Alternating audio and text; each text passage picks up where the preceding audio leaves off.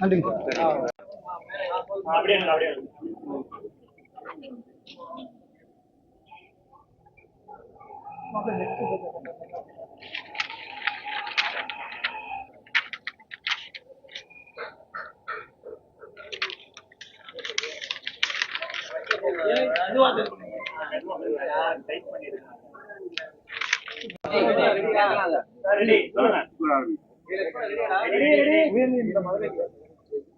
Sir.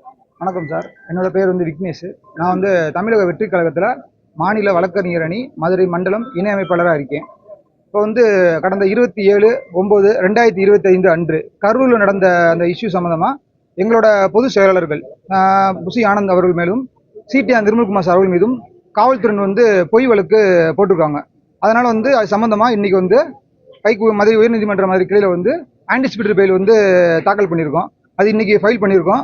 கடந்த வருகின்ற வெள்ளிக்கிழமை அது ஹியரிங்கில் வரும். அது என்னான்ட்டு வெள்ளிக்கிழமை பண்ணியாச்சு சார். இன்றைக்கி பண்ணியாச்சு.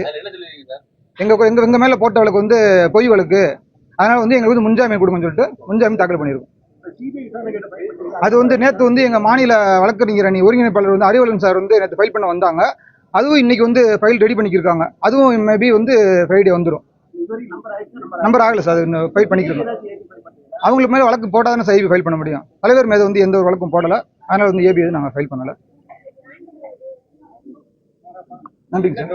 எப்படி இல்லை பொய்யான வழக்குன்றதை எப்படி சொல்றீங்க? 41 பேர் இறந்துருக்காங்க. கிரவுண்ட் செட்டிங் என்னன்னு அந்த ஆதாரங்கள் எது அடிப்படையில் அவங்க பொய்யான வழக்கு சொல்றீங்க சார்? இதே திமுகவினர் சென்னையில் ஏர் ஷோ நடத்தினாங்க. அப்போ 5 பேர் டெத் ஆகிட்டாங்க. இதே கள்ளச்சார ஐசியில் 68 பேருக்கு மேலே செத்தாங்க.